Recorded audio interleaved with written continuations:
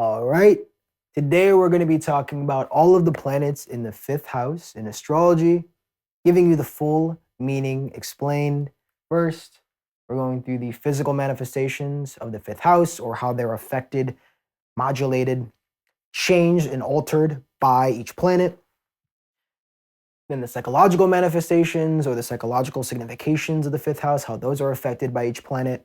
And when we talk about each of these, we're going to be going over the light, the positive, the supportive, creative manifestations, and the more disharmonious, destructive, chaotic, dark, shadow aspects and manifestations of each of these different components or manifestations of the fifth house. Okay?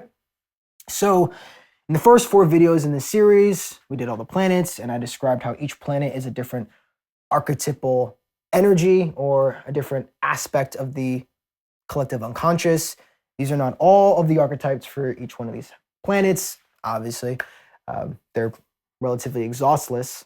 They go on forever, pretty much in infinity, past this whiteboard. But these are just kind of like the main, let's say, most fundamental archetypes that I could think of to describe each planet. And so first, we start with, as we always do, the first planet, the king, the father, the leader, the masculine aspect of your being, the sun, which also represents your core identity and your destiny, okay? So when it comes to the physical, what does the physical manifestations of the fifth house, how does that manifest? So what does it look like in your life or in anyone's life, right? Because we all have a fifth house. Well, the main one is your creations. The fifth house is associated also with children, but children is usually, if you have children, the most important creation you've ever made. But if you don't have children, then it's just anything you create. So if you're an architect, it's building tall buildings. If you're a musician, it's creating songs. If you're an accountant, it's creating spreadsheets. Or, if you're a writer, writing a book. But you get the point. Creating a world, a universe in the literary world, okay? But fifth house is your creations, and usually the most important one being your children. Also, fifth house is your education, your ability to learn and adapt and improve oneself through learning different things and acquiring knowledge. It's also your luck and your natural state of being, the fifth house. So we'll water that down a little bit to say your creations, your natural state of being, and your education. So when you put the sun in the fifth house, your father or main masculine figure in your life, or the masculine patriarchal figures in your life, will have a strong effect on your education, on how you create or the creations that you make, and also your natural state of being. You might have a very kingly, noble, natural state of being. You might naturally feel like a king as you move through space. One of my best friends has the sun in Aries in the fifth house, and he walks around with this air of confidence and regalness and nobility.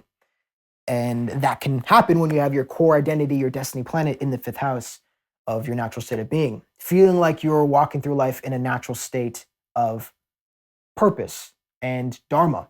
Because as you can see, the fifth house is aligned with the fifth sign, Leo, and that is the ruler, the sun of the fifth. So sun does pretty well here. Can make somebody have a powerful natural state of being, can have somebody who is naturally intelligent, ability to learn new things, have a very powerfully creative mind and imagination also. The fifth house, but we'll get to that more into the psychological aspects. But it also can describe your children having very powerful, let's say, kingly or intelligent, creative children, describing your children based off the sun. Those are the more positive manifestations. What it also can create is a person who might have a very rigid approach to education, or might be overly authoritative or overly, let's say, authoritarian with their creations, with their children, and might feel like they have to learn certain things to their education. They feel like I have to learn this and only this. If it doesn't align with my destiny, it's not meant to be in my life. If my children, they need to fall in line with my destiny. Children need to do as I say. I'm the king, so they need to listen to me, and they can't explore and adventure out, right? When you have a good fifth house, you can be a solid core foundation for your children. And the children have a strong masculine presence feminine or masculine being, woman or man. It can manifest either way. But when the sun's healthy, you have a strong core, solid consistency, so your kids can rely on you. Your creations can rely on you being consistent. And so your creations can flourish because they have a solid foundation. An afflicted sun in the fifth, they're more shaky. They're more unstable, your creations. They don't have that solid foundation, that support, because you're not solid and foundationally consistent in your state of being, the sun, and you don't really have a core, strong identity and destiny that continues consistently, because the fifth house is also the house of consistency. Now, when it comes to the psychological manifestations of the fifth house, so it is, like I said before, your imagination, your creative intelligence. It's your intelligence, but it's your creative intelligence, the cosmic consciousness, the higher intelligence you get from your higher self, which is also something the sun represents, your higher self. Third house is more your intellect, the scientific observational mind. Where fifth house is that creative intelligence, that kind of inner natural wisdom and intelligence. Ninth house is the wisdom and intelligence you learn in this incarnation through teachers, gurus, guides. Fifth house is you just kind of come in from past lives with this just knowing, this intelligence, this understanding, and you reinforce it through the education you have in this incarnation. And it also is security in self. So your self-identity, your self-security, your imagination, and your creative intelligence is the psychological manifestations of the fifth house. So when the sun is good, in a good state, right? You have somebody who is confident and consistent in their identity. Fifth house with the sun who rules the fifth sign. You have somebody who is able to manifest their imagination or the things that they imagine, their imaginations. And it's because of their creativity, it's their creative intelligence. But you have the consistency, you have the will, you have the initiative to actually manifest it. Now, if the sun's afflicted, you're too unshaky, you're too unstable, you're too externally focused, you're not tapping into that true core creative intelligence, you're looking outside of yourself for your creative intelligence. And so it's going to be based off of external things. And that is not true dharma. That is not truly unique to you. It's not truly unique to your higher self. You're living out somebody else's destiny, someone else's dharma, somebody else's creative intelligence. You're hopping on someone else's wave, on someone else's vibe. You're jumping into someone else's universe. Or when you have the strong sun, you have your own universe. You have your own creative intelligence. You're able to create your own kingdom. Fifth house, sun, you're the king of your kingdom. Okay?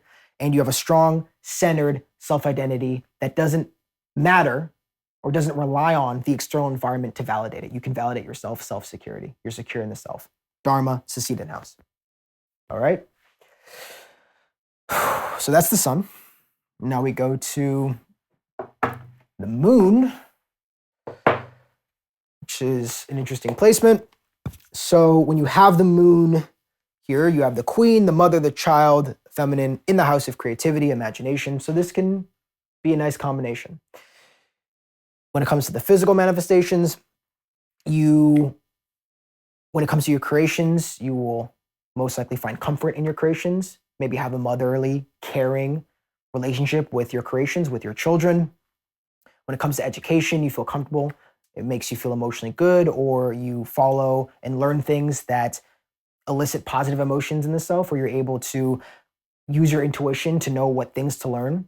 You might have a better go at parenting through intuitive parenting and relating with your creations, your children, through the emotional center, and have a very, again, caring, motherly, nurturing, supportive environment, creating that for your children, for your creations, being able to nurture, care for them, and care for yourself, and care for your own inner child.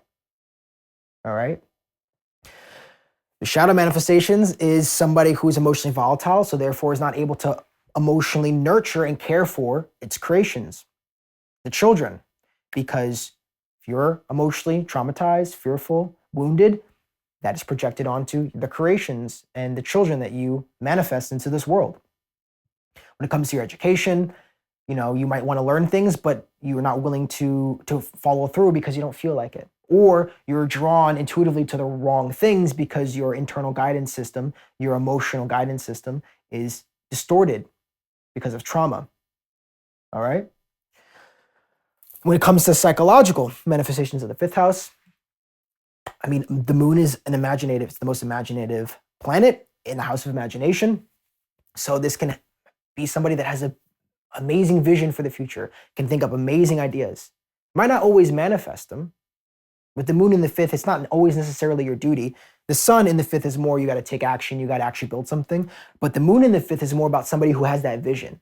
So you can have somebody with moon in the fifth pair up really well with somebody with sun in the fifth, where the moon in the fifth imagines the vision, designs it, so he draws out the blueprint, and the fifth house sun builds it or leads people to build it, right? Does the more practical, action-oriented activities.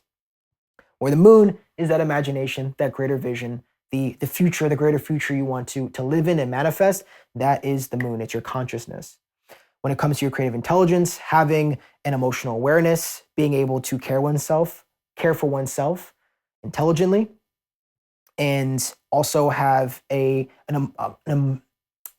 strong self-identity because one is able to self-care and care for oneself, the moon. Practicing in being motherly towards oneself, be nurturing towards oneself, and being able to soothe any kind of emotional turmoil that gets in the way of one's self-identity and self-security. You feel self-secure because your emotions are regulated and you're able to give yourself what you need. The sun feels secure in self in the fifth because you've taken the actions that you needed to and you've fulfilled your promises and you've been consistent as a human being and you know who you are. When the moon is like, I know I can get what I need emotionally. I have the emotional connections that I need in my life. I take care of myself and the people I care about, my children, my creations. I nurture them, care for them. And so I feel centered and secure in myself. Negative manifestations is somebody who, for whatever reason, mostly trauma, right? Imagination's blocked. The moon can't imagine a better future. There's something limiting the moon from being able to look into the future and see something that's better than the current present moment. When it comes to self-identity is unstable because, one day you feel good about yourself, the other day you don't feel good about yourself. And so you don't take care of yourself properly, or you don't take care of your creations, your children the way you're supposed to. You're not as nurturing as you'd like to be. And so you feel insecure because of your fluctuating emotions, because you're a slave to your emotions, because you constantly are pining for things outside of yourself to fulfill your own needs instead of learning how to fulfill your own needs yourself and looking inside of yourself, which is what the moon requires to feel regulated, safe, and stable. And you don't feel comfortable in your creative intelligence. Whereas if the moon's healthy, or you've healed the moon, you've developed yourself, you are solid and secure in your creative intelligence, and you feel comfortable creating, designing, educating yourself on certain things, and enjoying the pleasures of life and being joyful, which are also things that involve fifth house. Somebody who can be joyful, playful, childlike in general. And so obviously you can take the opposite of what I just said if the moon is afflicted or the fifth house is afflicted as the shadow manifestation. Now, we have Mars, we have the warrior, the general, the pioneer, the will, placed in the house, fifth house. So this can be difficult. So you have a malefic in a fortunate house. Now, planets in the fifth house generally do well. There's a level of fortune, joy, luck that it just comes with those houses because the fifth house also signifies your past life merit, usually the good past life merit. Unless it's afflicted, then it, might be a little bit more rough when it comes to past life karma, but I digress. We all do our best with the tools and the chart that we're given, right? And you also have free will. So don't think that it's just determined that you're doomed because you have a certain karmic momentum that doesn't facilitate the best life that you want. You always can intervene in this incarnation once you become conscious of what's holding you back. And this is why I teach these courses, to make sure that you guys learn, okay, where am I blocked? What things do I need to work on? So then you can start taking your destiny in your own hands by using this information. And so that's why I appreciate it if you subscribe and continue following all of these free courses that I'm giving you as we go through all the houses, so you can kind of learn about yourself and the people around you to better maneuver life more consciously, so the chart doesn't dictate your life. Destiny doesn't dictate your life as much. So we have Mars. Mars in the fifth, children, creations, and education. So Mars is your will. Warrior, you can have creations, children that are pioneering, very prominent, the first, but also can be, on the shadow side, overly individualistic, combative, contention, fighting happening between you and your children, or there's conflict involving, creating something. Maybe when you're trying to create something, you face enemies, you face obstacles, you face things where you need to exert yourself, put forth effort. Not saying you're not going to succeed, right? Facing obstacles, facing challenges, and failing, well, that would be the shadow side of the fifth house from a physical standpoint. Not being able to overcome the challenges that hold you back from manifesting the creations you desire. Not being able to manage the conflict between you and your children, or you and your creations in general, whatever you might be creating. When it comes to education, you're able to use your will, put forth effort. That's the light manifestation. You're able to do the work and exert yourself and train, Mars. Like a warrior, be pioneering, educate yourself in certain areas and be pioneering. Shadow side is not feeling motivated and not doing the work. Not being able to exert yourself, not feeling confident enough in yourself to exert yourself and educate yourself or manifest that creation or heal your relationship with your kids or be a proper parent. If Mars is afflicted, the negative manifestation. When it comes to your imagination, you can have a very dynamic imagination, a very, let's say logical creative intelligence, because Mars is logical. It's a masculine graha, a masculine planet. So it's going to focus on linear problem solving. You have a imagination that can solve problems. You can, see visions of certain things that are in your way, certain enemies, certain obstacles, like I said, certain problems that are fixable, that can be fixed with effort and will, which is what Mars represents. And you can use your imagination to think of ways to solve those things. Problem solving, a very imaginative problem solver with Mars in the fifth, if it's healthy. Also, when it comes to your identity, you have a strong, willful self-identity.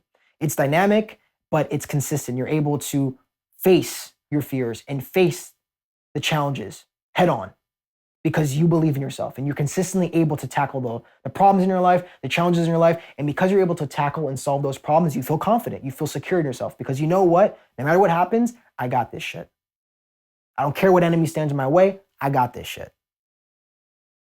I don't care if that person is twice my size and they want to beat my ass. I got this shit. Regardless, Mars, I got this shit. Kind of like the mantra. Fifth house also is mantra. Fun fact. So the shadow side, it would be, an imagination that stirs up problems, constantly imagining conflict, constantly having internal battles with oneself, imagining certain scenarios where you're fighting with people, or you have an imagination that's very trigger happy, meaning that you might imagine conflict with that other person when that other person might be chill with you, or you might be imagining possible, negative scenarios or problems or challenges that might arise, but they haven't arisen just yet. The best way to use your imagination when it comes to Mars in the fifth is problems that already exist, use your imagination to overcome them. But the negative manifestation would be there's no problems in your life, or there's some, but you're also imagining other problems that have nothing to do with your current situation. And they might arise, but they haven't yet. And so Mars is again, it's best when it's facing the problems that are in front of it right now. Not worrying about the future. It's resting when there's no problems and then taking action when there is problems. The firefighter, the policeman. It's not good if the policeman's in his car worrying about if he's going to be in a gunfight tomorrow. He should be worrying about being in a gunfight when he's in a gunfight. And when he's not, doing his paperwork, hanging out, eating donuts, harassing black people. I don't know. Look, I had to get that one. I had to. You can't. I had to. You gotta let me get a few. Gotta let me get a few in. Right. So yeah. When it comes to the self-identity, I think I already said. The negative manifestation is you can't overcome the problems, you can't overcome the challenges, you feel like you're losing against enemies, you feel like you don't have the will, the effort to overcome the obstacles in your way, and so you don't feel confident about yourself. You don't feel secure in yourself because you don't feel like you actually, if something happens, if a problem arises, I don't know if I can handle it. I don't know if I have that willpower. I don't know if I have that passion, that fire that Mars brings to tackle that problem. And so I'm anxious or I'm worried or I'm insecure. So that's the shadow manifestation of the psychological components. Mars is in the fifth. Now we have Mercury in the fifth, with the scientist, the observer, the detective, the intellect. Okay? This creates an interesting dynamic where you have creative intelligence, the seat of your creativity, with your intellect. They can be conflictual, or they can be adversarial, or they can work in a beautifully symbiotic relationship. It just kind of depends on if it's manifesting in a light way, Mercury's doing well, fifth lord, fifth house is doing well, or if it's afflicted and doing negatively, the fifth lord, the fifth house, or Mercury. And the same goes with every other house I'm talking about when I'm talking about the shadow manifestation. Usually that's going to be signified by afflictions to the lord, planets in that house, and the planet I'm talking about, with each one of these. So for the physical, you may have very intellectually curious, playful, lighthearted, fun, communicative children. You employ, or I feel like I'm using that word wrong, you utilize your intellect in your creations. You're really analyzing things. You probably like, focusing on the logistics, or, doing more technical aspects when it comes to the creations that you're manifesting. When it comes to your education, very studious, a lot of really good at retaining information or absorbing information, learning a bunch of different things, educating yourself on many different things, trying many different things, experimenting with your children, being good at observing your children and not judging them and giving them what they want through an unbiased lens, not projecting onto them your own emotional states, but trying out like, what do you, example would be when it comes to trial and error with your kids would be, instead of assuming that your kids should drink milk because it's 3 o'clock, think, okay, what do you want? You ask your kid. And you might have a theory that milk is good. And they say, I want chocolate milk. And you say, well, no, we can't do chocolate milk because of sugar and blah, blah, blah. And they're like, okay, well, I want regular milk. Or they want apple juice and you're fine with apple juice for whatever reason. And so you give them apple juice, or, and you're willing to engage with the child or with your creations and see what works without having too much bias, without having too much emotional involvement. Right? The moon can have problems with that sometimes, right? If the moon's afflicted or there's too much emotional projection, you feel like the creation should manifest in a certain way or act a certain way, or your children should act a certain way, and you project your own emotional state onto them. But with Mercury, when it's healthy, you can observe and react appropriately based off of the information that you have at that current moment. Or you communicate with that creation and see what is the best solution or what it needs in that moment. When it comes to your, we say creations, children, education, or I already said that. The shadow manifestation is not being able to objectively observe and interact with your creations and with your children. Maybe you're too rigid, or you have too much fears and you restrict their choices, you restrict the options, the possibilities of your creations and your children, because Mercury's all about trying things, possibilities, probability, right? Planning, not able to properly plan for children, might have kids unexpected, or might be too rigid and thinking things have to be a certain way and not willing to be open-minded, right? Open to the possibilities, like I said before, so emotionally closed off. And when it comes to education, not really able to utilize your intellect for whatever reason, because you might be constantly worried about not getting enough information. You might be overstudying or understudying because of insecurity. You might be self-sabotaging, and you might not, for whatever reason, might be overly stressed out, overthinking a test, or learning new things, or not going deep enough, learning just a few things of that particular area or field of interest, but not really going deep enough. Can be a problem with Mercury. At least from the physical manifestation. From the psychological manifestation, positive sense, you have the creative intelligence. Again, your intellect is melding beautifully with your creative intelligence.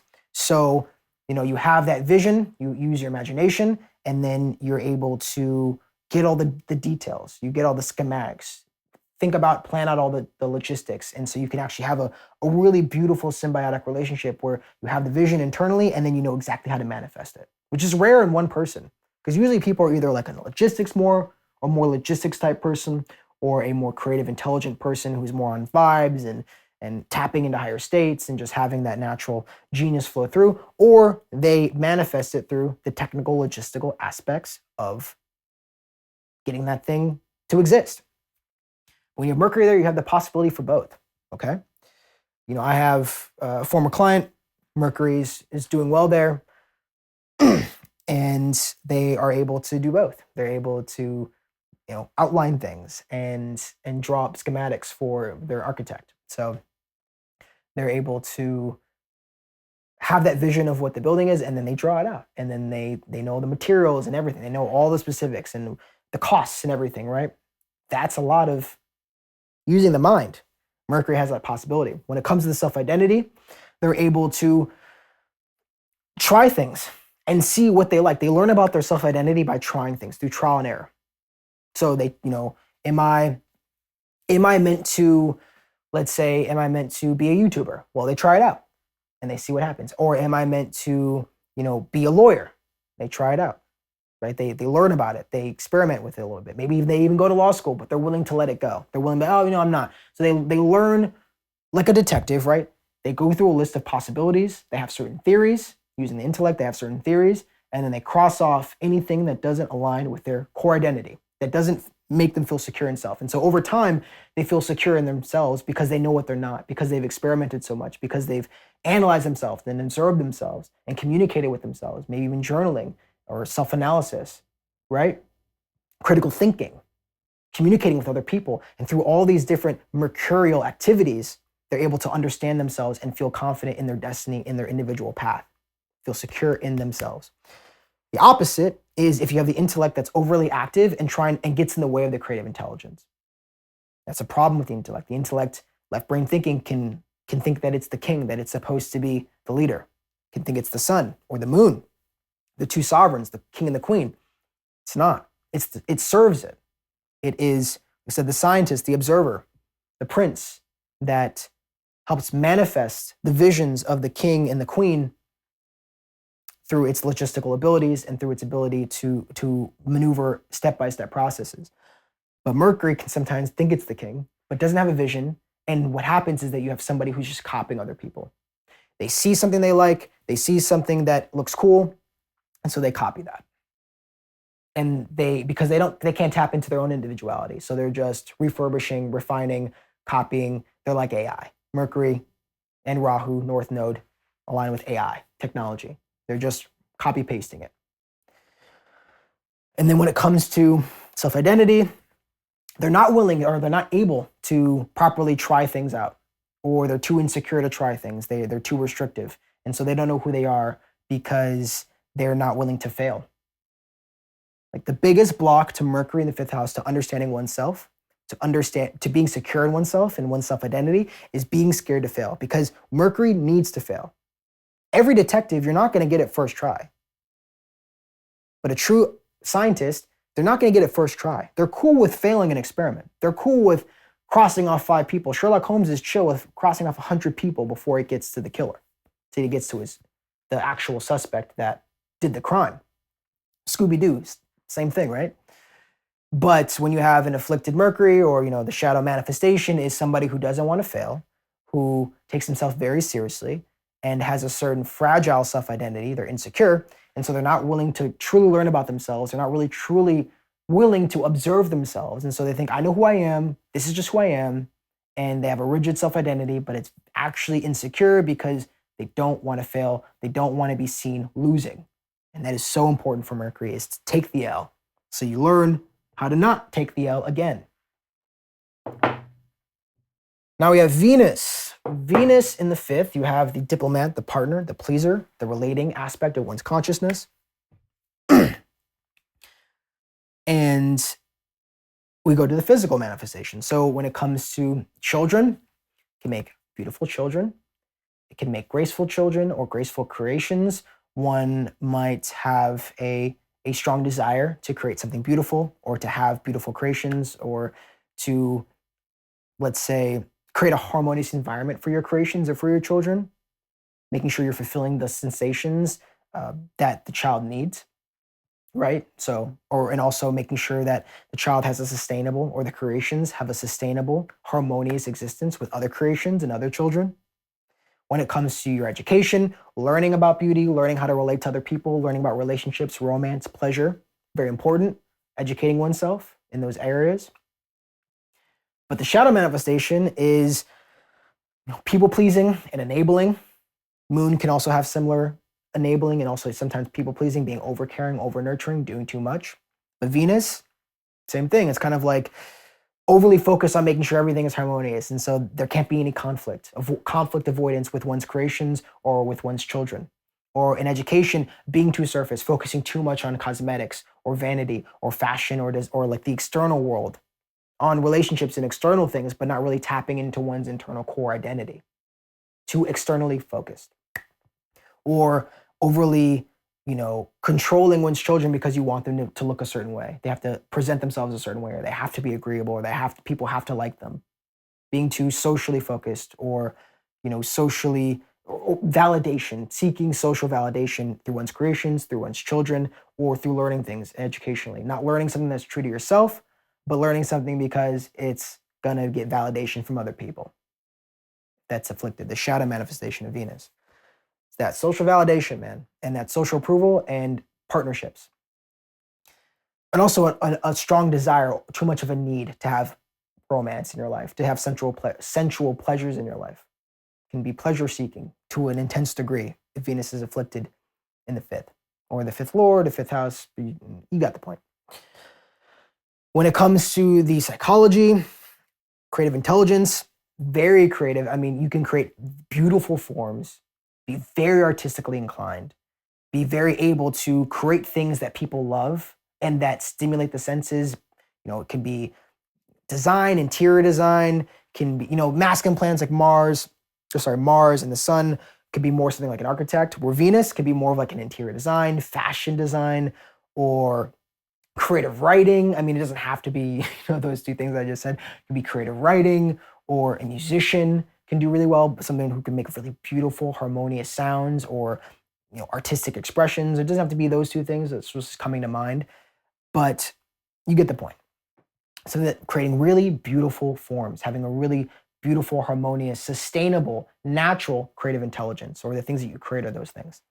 When it comes to your self-identity, having an intrinsic self-worth, meaning valuing oneself, taking care of oneself, being able to relate with other people, and through one's social relationships, through being able to harmonize and establish win-win relationships, and being able to exchange to get the things that you need, Venus, with the outside, you have a strong core identity. You feel secure in yourself that if I need it, I can trade it. I can trade something to get the thing that I need. Or I can relate with somebody or socialize with somebody else and get what I need from that other person, or get what I need from the outside world. I can get the resources I need. Venus. I can also, create beautiful things, and I feel secure in myself, right? I have a very creative, aesthetically pleasing, I have good taste, Venus. Those things can establish a strong sense in self, strong, let's say, self-security, like I said before, right? Dharma, Sasita Naus. Obviously, the polar opposite of that involves somebody who's over-reliant on the external world for one's self-security. That's, problems can actually easily arise when you have Venus in the fifth, even though it has good Digbala, is that somebody is reliant on their social validation to feel secure in themselves.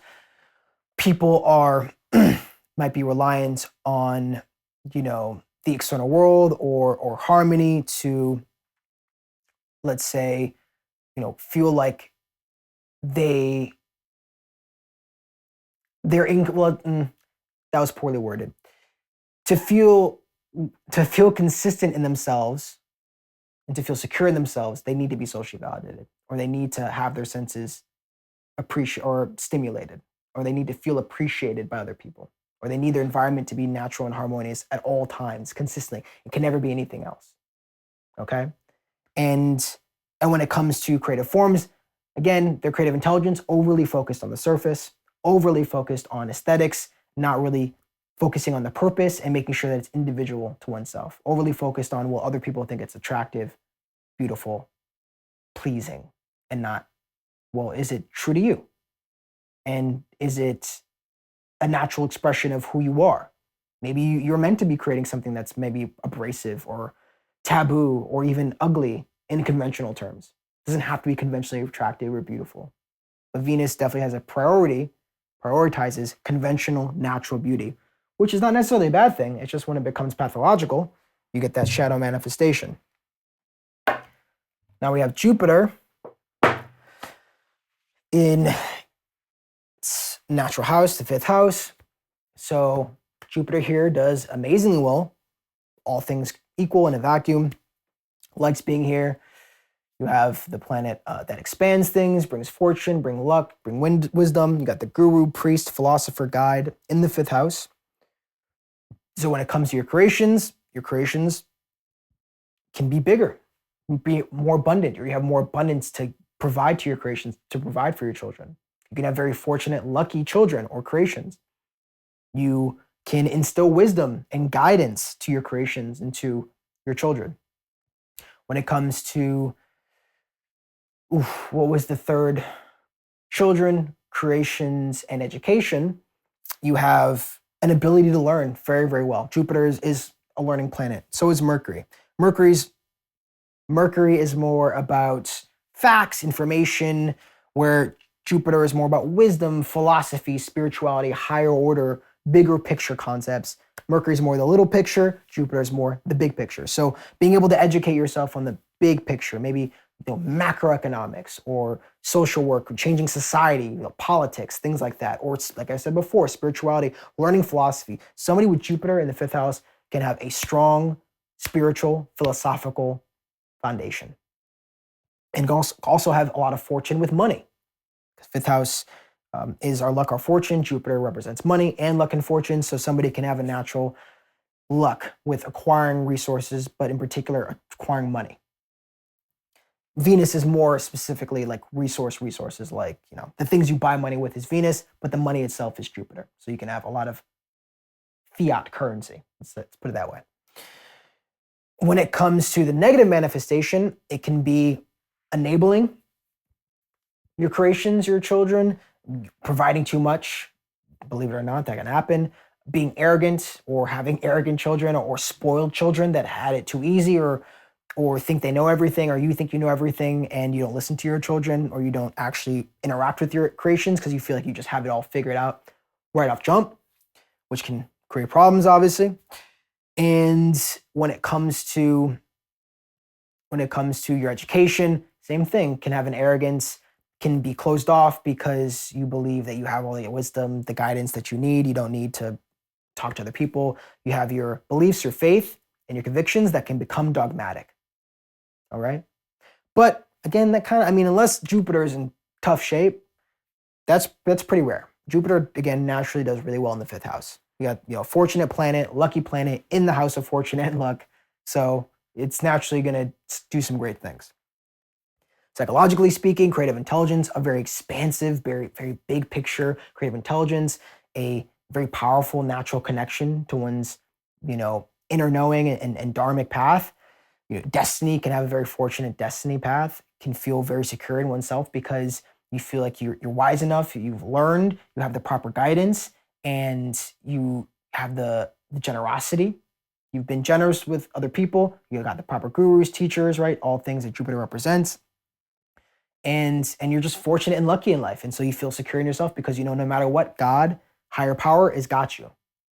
Opposite being that you feel like you have to do everything yourself. And so, if Jupiter is debilitated in Capricorn, it can be difficult. You have the shadow manifestation of the fifth house where you feel like, to feel secure in yourself, you need to work hard and no one's going to give it to you. Nothing's going to be handed to you. You have to do the hard work.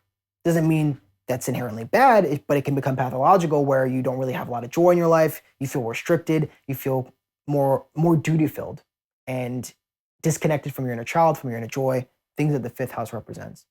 When it comes to creative intelligence, you don't feel that creative. You feel like it takes a lot of energy to create things, or you're overly focused on tangible, materialistic, creative pursuits and not really enjoying creativity for creativity's sake, not really seeing the purpose is in creation and in expressing your true self. That's the point. You think the point is the result, the material manifestation, and so that can kind of lead to depression and sadness and limitation. And that most often happens if Saturn's with Jupiter in the fifth house, or with North Node Rahu, or if it's in Capricorn, can be those manifestations. That'd really manifest if you had like Saturn, Jupiter, and Capricorn in the fifth. That could be a person who's really like feeling like their creative intelligence is cut off. They're really depleted. They don't have that natural abundance, that internal abundance that Jupiter provides. Finally, we have the servant, elderly, the authority, or your elders, authority figures, and the shadow itself. So for the physical, you can have very disciplined children, a traditional relationship with your children or with your creations, requires a lot of patience. Slow and steady wins the race with when you create or with your children. Can also have, a minimalistic approach to the way that you create, or the creations are more minimalistic, like I said, or traditional. Children might be more austere, more reserved, more stoic, or you might be more cold or stoic or reserved or austere with your children. So, that could be good or bad. You could have some children that are pretty gritty, know how to get things done, but also can create friction. One way it can manifest, I have a friend who has Saturn in the fifth. Their child is actually very rambunctious, requires a lot of patience. They need to be patient with their child because Saturn teaches you patience. And so she's learning patience. She's learning grit and resilience by maneuvering a very rambunctious, high energy child. When it comes to the negative manifestations, like I said before, can have a very taxing, energy draining, or intense child. That's not fully a good description of my friend's kid, but the more, even on the more intense end of the spectrum, keep it simple. A problem child is kind of a dick, right? And then you got Saturn there. They're there to teach you patience, but you don't have the patience, and you lash out, or you're cold to them and you detach because it's too much for you. That could be a shadow manifestation of Saturn in the fifth.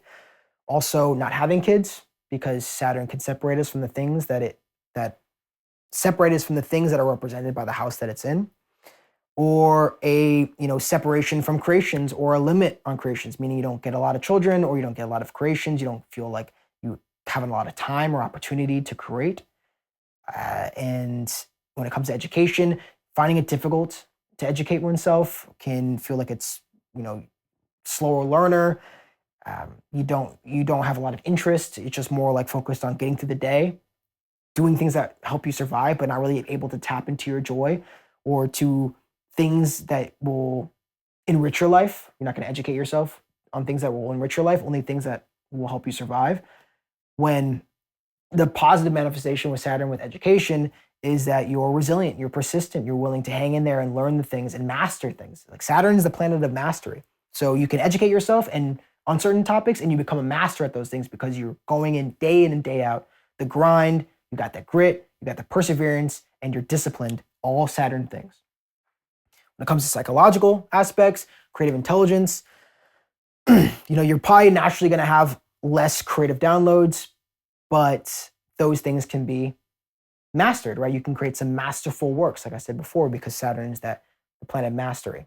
With something like the moon or Mercury or even Mars, you'll probably have a lot more creations. You'll probably bounce around a little bit more when it comes to the things that you're creating or tapping into. Saturn, it's going to be more focused, be more disciplined in the things you create, which can kind of create a laser beam and really allow you to manifest it in a more concrete, sustainable, long-term way.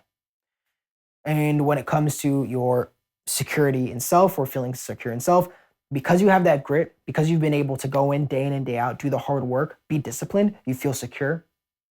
Because you're able to live a minimalistic lifestyle or go without the things, the frivolous, superfluous aspects of life, the fancy cars or the extra fluff, the extra fat you don't really need to survive, because you can go without those extra things, you feel secure in yourself. Like, I don't need much, and I got everything I need in me, and I got everything I need in my life, and I don't need much. And so I can survive in most any environment.